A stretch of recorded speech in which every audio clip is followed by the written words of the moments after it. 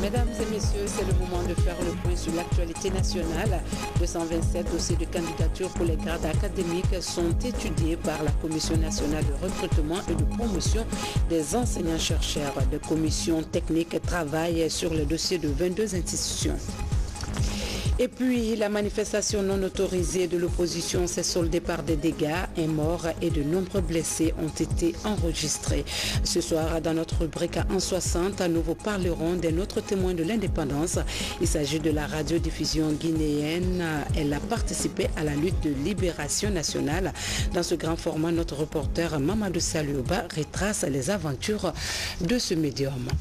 Bonsoir à tous. Merci d'être avec nous dans ce journal qu'on ouvre sur l'audience que le chef de l'État a accordée au représentant spécial du secrétaire général des Nations Unies en Guinée-Bissau.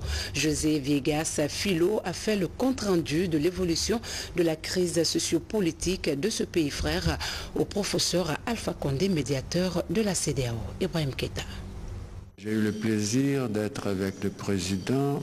On a causé surtout sur l'Afrique, la région occidentale. Je suis venu pour causer des intérêts communs des Guinée-Bissau qui s'efforce pour faire des élections législatives et qui a surmonté déjà les difficultés, la plupart d'elles, mais qui a besoin encore d'une aide internationale pour les kits pour le recensement électoral.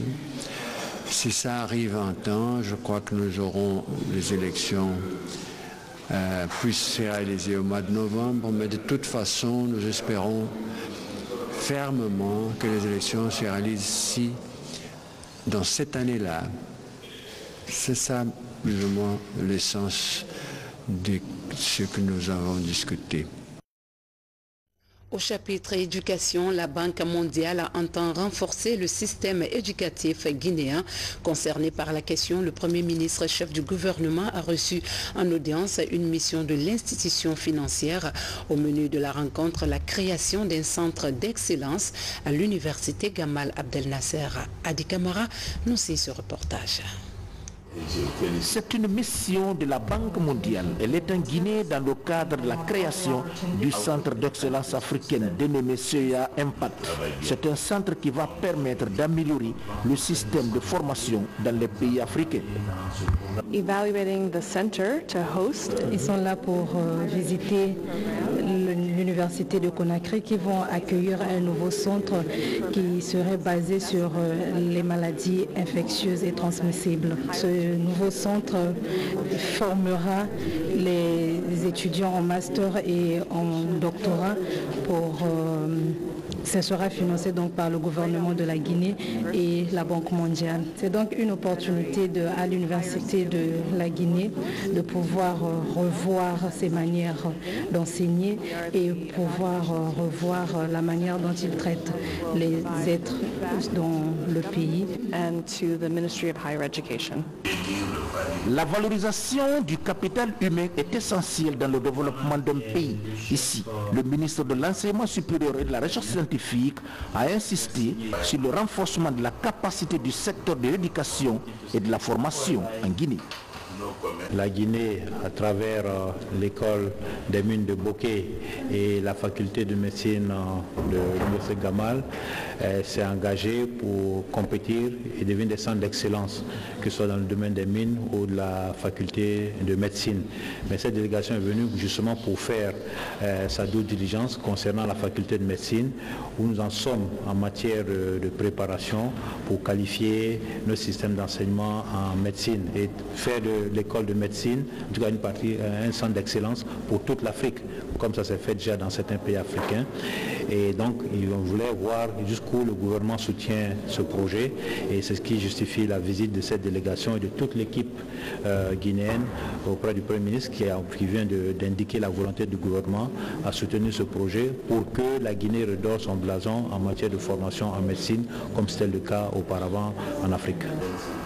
Quant au Premier ministre Dr Ibrahima Kassory Fofana, il a hautement apprécié le choix de l'université Gamal Abdel Nasser de Conakry et réaffirmé son engagement à soutenir ce projet.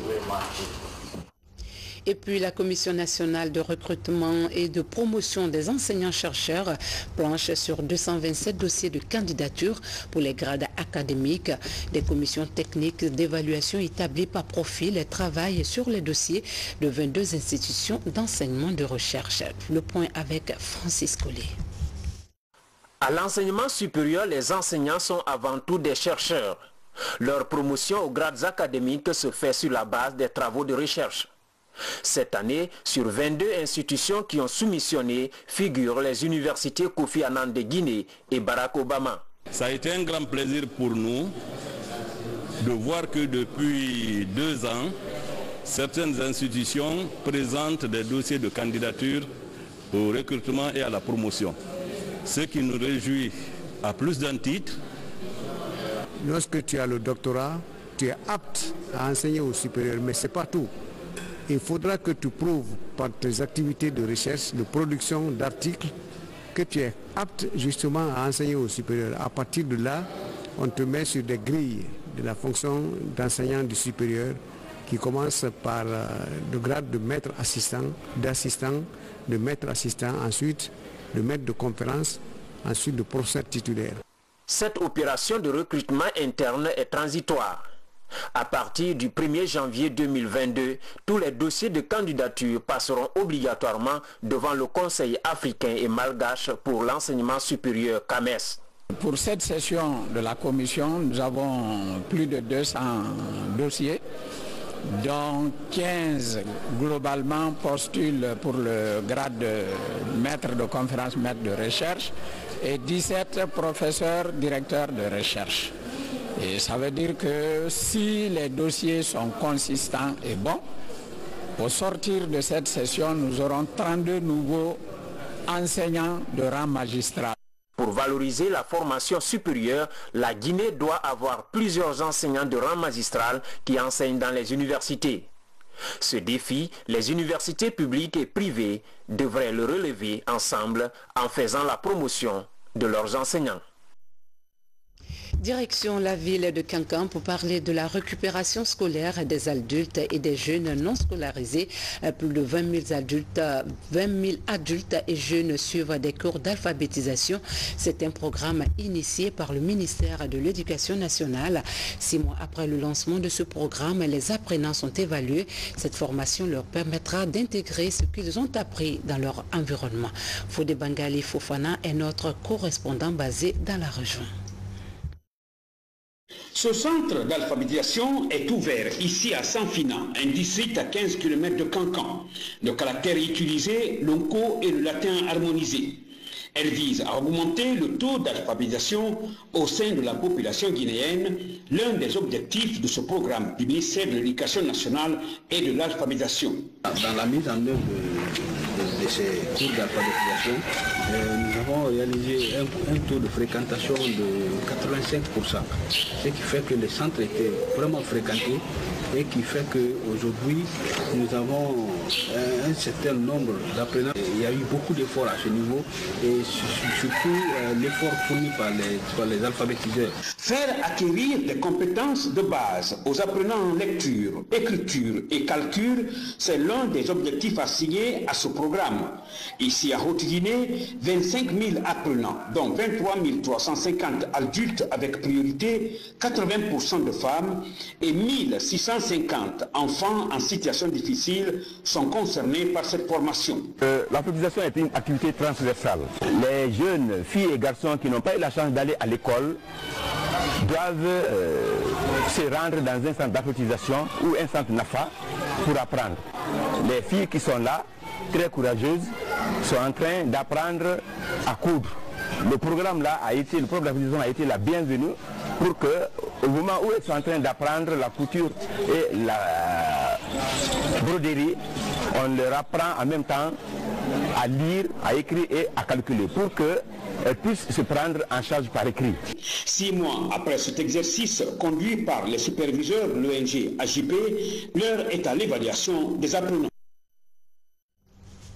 À la page santé, le taux de paludisme est sur la voie d'atteindre le niveau requis par les autorités. Un taux de prévalence réduit grâce à l'implication des partenaires techniques comme l'USAID. Pour vaincre la pathologie, une nouvelle stratégie est mise en œuvre dans la préfecture de Bofa.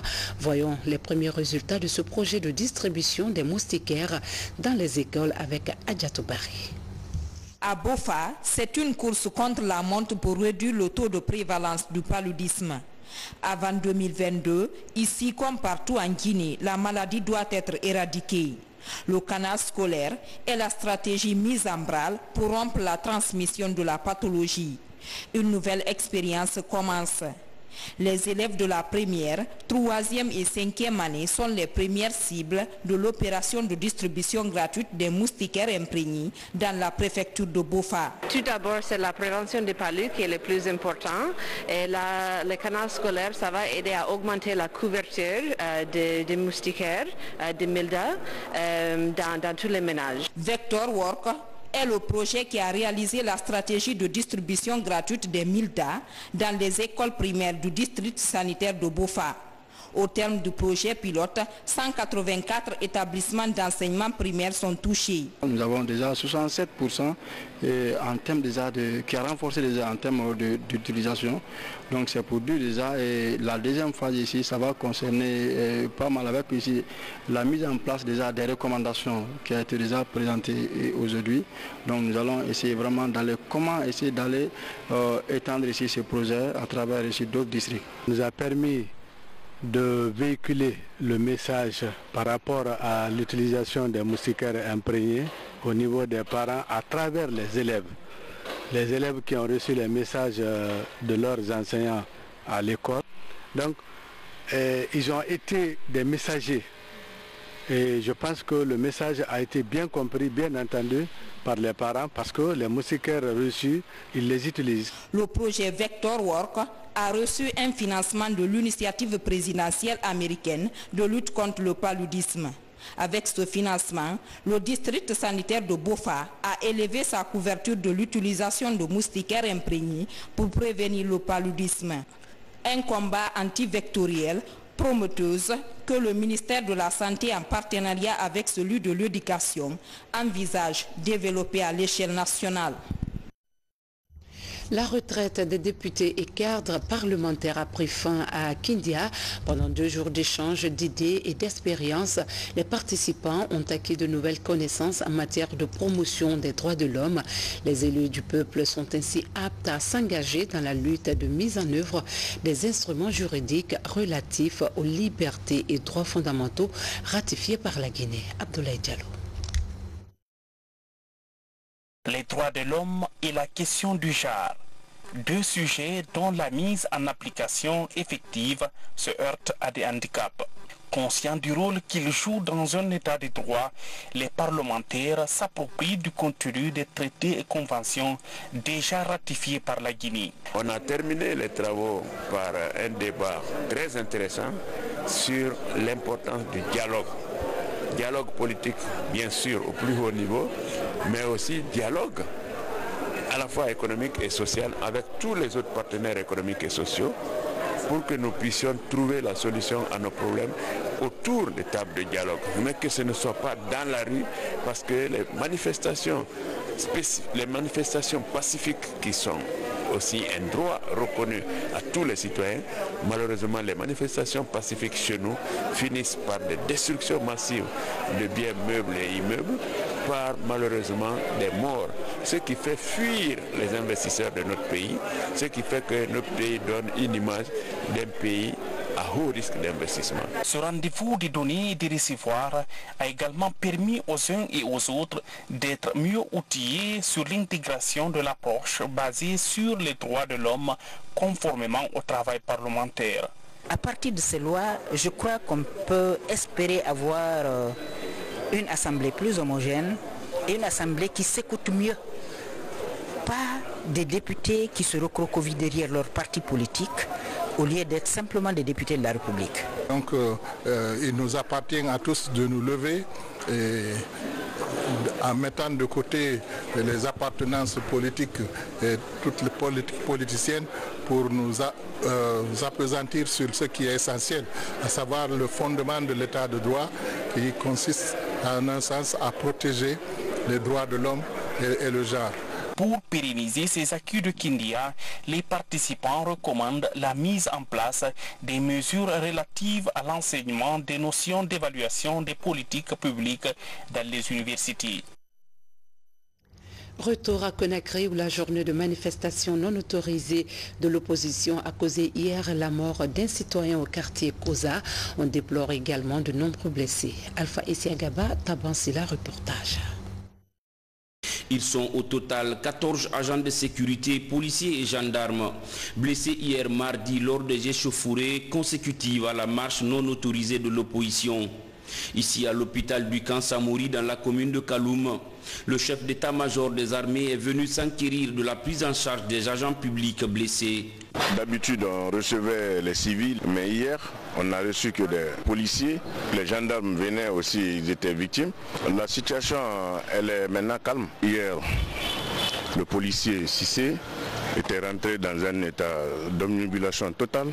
Mais aujourd'hui, il se stabilise, je suis très content. Parce que vous voyez, l'arcade zygomatique là est touchée, vous avez vu. Mais les médecins, ils ont redoublé d'ardeur. Et au jour d'aujourd'hui, ça va. Autre bilan enregistré, homme mort au quartier Koza dans la commune de Ratouma. Les circonstances de ce décès restent à préciser. Je suis désolé, personne ne se réjouit des morts. Je demande même aux leaders politiques d'arrêter ça là. Parce que tous les jours, au moins un mort, c'est un Guinéen de moins, un militant de moins. Ça nous arrange personne, ça n'arrange personne. Et moi, je suis vraiment désolé, je compatis avec toutes ces familles, de douleurs qu'ils ont eues. Et je demande à Dieu d'accepter ces morts-là dans son paradis et que la terre de notre belle Guinée leur soit légère. Il faut que ça prenne fin. On est fatigué. On est fatigué. Les services de sécurité sont déterminés à intervenir de façon professionnelle dans les missions de maintien d'ordre. Des moyens conventionnels sont utilisés dans les différentes opérations de maintien d'ordre. Bientôt l'ouverture d'une mutuelle communautaire de développement pour les ressortissants de Guékédou et Kissidougou. La réalisation de ce projet présidentiel vise à assister les communautés dans la lutte contre la pauvreté. L'initiative est applaudie par les ressortissants des deux préfectures à Conakry. Explication Bernard Tangueno.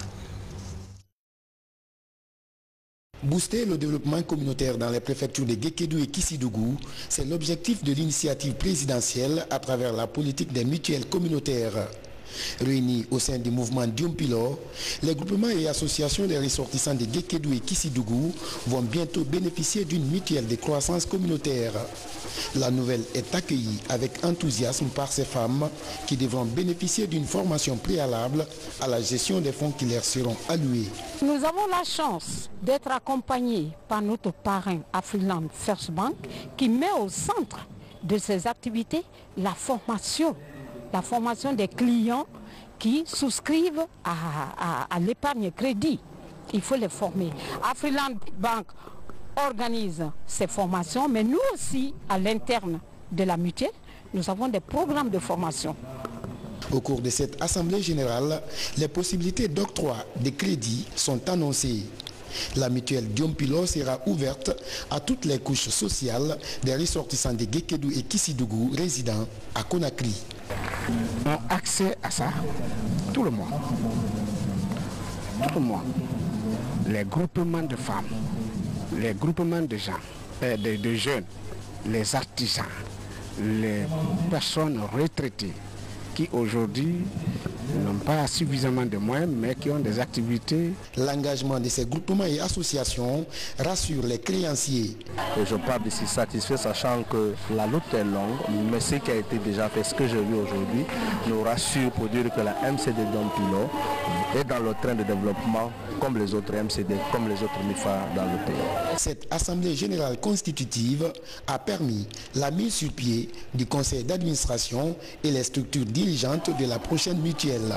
L'événement est marqué par des prestations artistiques pour saluer ce projet présidentiel qui devrait changer la vie de ses bénéficiaires. On en vient à la rubrique en 60, coup de projecteur sur la radiodiffusion guinéenne. Elle a participé à la libération nationale.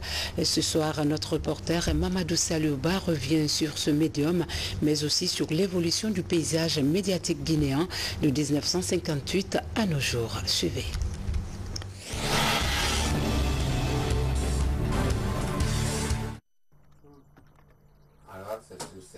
Dans cette pièce se trouve une partie de l'histoire de la radiodiffusion guinéenne. Ces magnétophones ont servi à la collecte et à la diffusion de l'information pour la voie de la révolution.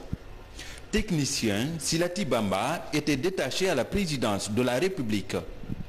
Avec son agra, il enregistrait le discours du responsable suprême de la révolution.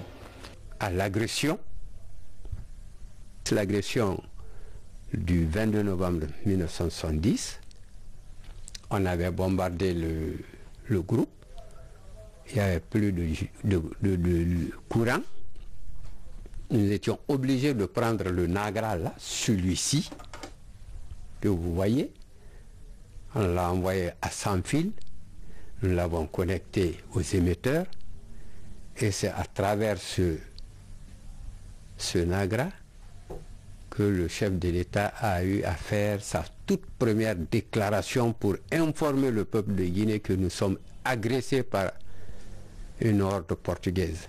Peuple de Guinée, des bateaux étrangers qui stationnent encore dans nos eaux territoriales. Centaines et des centaines de mercenaires européens de nombreuses nationalités sont dans la ville. Nombreux de ces mercenaires sont entre les mains des forces révolutionnaires. Mais la bataille continue. À l'indépendance du pays, en 1958, la Guinée a hérité d'une radio coloniale dénommée Radio Banane. Installée à l'époque au quartier sans fil, la radio est délocalisée la même année à Kouléwondi et prend le nom de Radiodiffusion nationale. Sa ligne éditoriale change radicalement. 11 ans plus tard, elle est implantée à Boulbiné et devient la voix de la révolution. La voix de la révolution, c'était la défense de l'intérêt les acquis de l'indépendance, mais également il fallait que cette radio lutte pour la décolonisation du continent africain. C'est-à-dire que tous les pays qui étaient sous le joug colonial, la radio militait pour que ces gens-là, ces pays-là puissent retrouver leur indépendance. Il y avait déjà des journalistes, des chroniqueurs très bons. La voix de la révolution était un instrument irremplaçable dans les mains de la révolution du Parti démocratique de Guinée, du gouvernement guinéen, pour réaliser les objectifs de la Guinée. Au même moment, le quotidien national édité conformément à une ligne éditoriale axée sur la promotion de l'unité nationale et la consolidation de l'indépendance.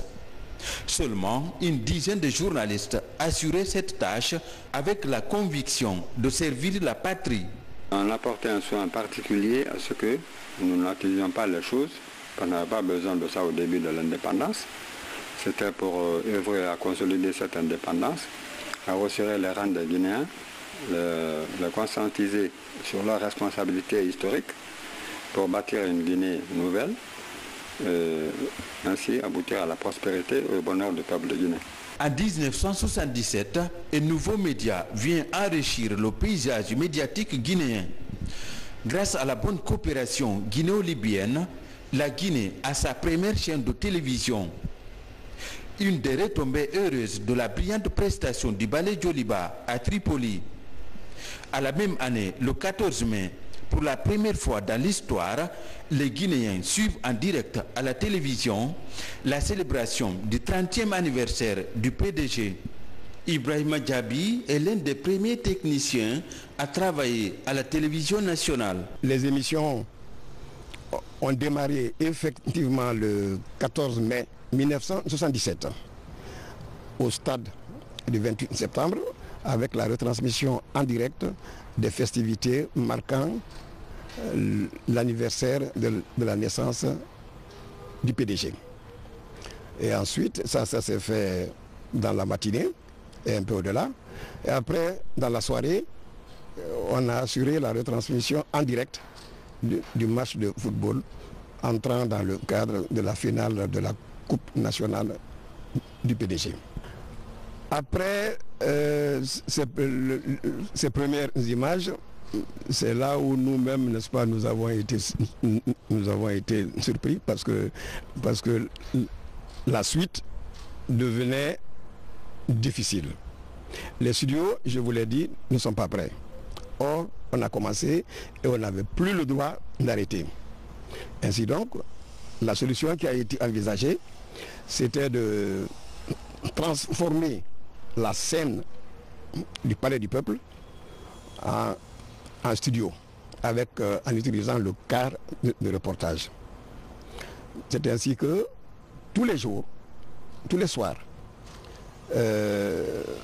Elaï Siaka, paix à son âme, s'arrangeait à faire venir au palais les ensembles des différents comités de Conakry. La lucarne est surtout un instrument privilégié pour la promotion de la culture et des actes du pouvoir central. La tradition est maintenue même avec le régime libéral né en 1984. À partir de 1991, un vent de liberté souffle dans le paysage médiatique guinéen. La création des journaux privés est autorisée. C'est le général Conté qui avait demandé de le critiquer lui-même et de dire la vérité. Ce que je dis là, je tiens de lui. Il n'avait aucune pression et au contraire, il était en avance un peu sur la boule. Donc lui-même qui a initié la libéralisation de l'onde. Pour l'audiovisuel, c'est en 2005 que l'État libéralise les ondes.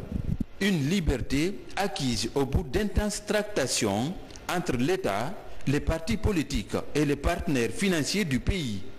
11 ans après, on compte une centaine de radios et 11 chaînes de télévision autorisées à émettre sur le territoire guinéen.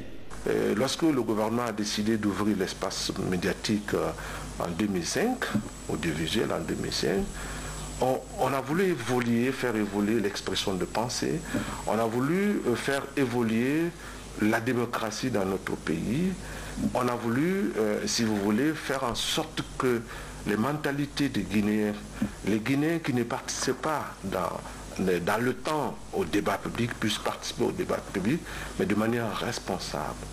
Mais très malheureusement, on s'est vu dans une espèce de cacophonie où les médias parfois sont responsables de certains travers de notre pays. Nous n'avons pas fait évoluer le contenu dans le sens de la construction, mais on a plutôt fait évoluer dans le contenu dans le sens du sensationnalisme. Dans ce paysage médiatique, il y a aussi la presse électronique qui a pris son envol et qui joue sa partition dans le débat démocratique.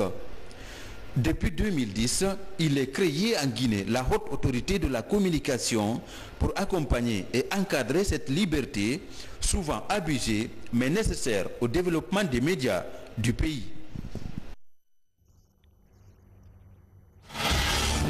L'actualité, c'est aussi la célébration ce mercredi du 73e anniversaire des Nations Unies.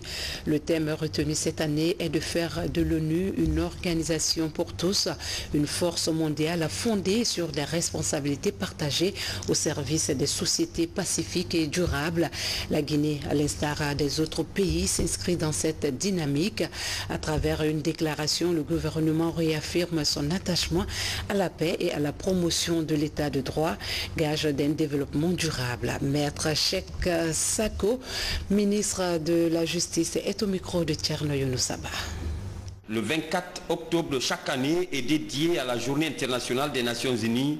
L'organisation regroupe les États qui remplissent les obligations prévues par les Nations Unies en vue de sauvegarder la paix, la sécurité internationale et d'instituer une coopération politique, économique, sociale et culturelle, le tout basé sur le respect du principe de l'égalité des droits.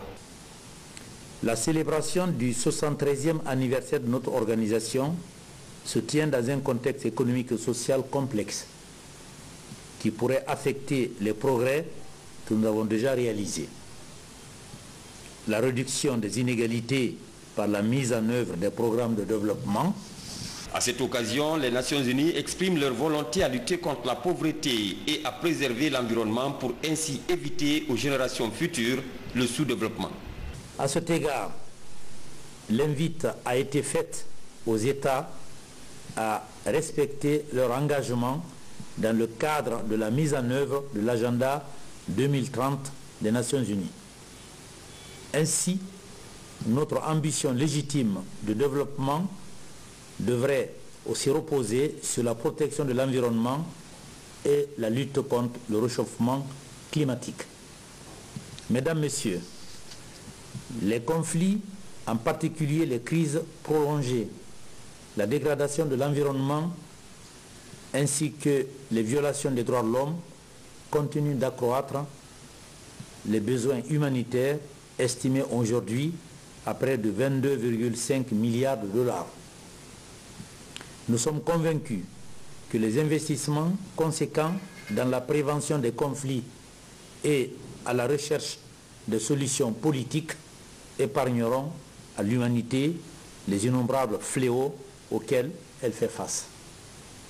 Mesdames, Messieurs, la création d'une société inclusive à travers l'élimination des inégalités et des barrières sociales qui empêchent la participation des jeunes et des femmes aux activités politiques et économiques et alimentent le terrorisme, l'extrémisme violent, l'immigration clandestine et tant d'autres travers sociaux est aujourd'hui plus qu'une nécessité. On termine cette édition sur ce communiqué du ministère des Affaires étrangères et des Guinéens de l'étranger. Le ministère des Affaires étrangères et des Guinéens de l'étranger, en partenariat avec l'Agence de promotion des investissements privés APIP Guinée, African Multimedia Group et le réseau Afrique Jeunesse de Guinée, RAJGI, informe les ministères concernés, le secteur privé et les patronats professionnels du report à une date ultérieure de la 4e édition de la plateforme Vivre la Guinée à Paris 2018, initialement prévu les 26 et 27 octobre 2018 à Paris. À cette occasion, le ministère des Affaires étrangères et des Guinéens de l'étranger, avec ses partenaires, présente ses excuses pour tous les désagréments causés. Pour le ministre, le secrétaire général Mohamed Adibari. Voilà, c'est la fin de cette édition. Merci de l'avoir suivi. Passez une douce nuit en compagnie des programmes de la télévision nationale qui a pour mission de vous servir. Bonsoir à tous et à demain.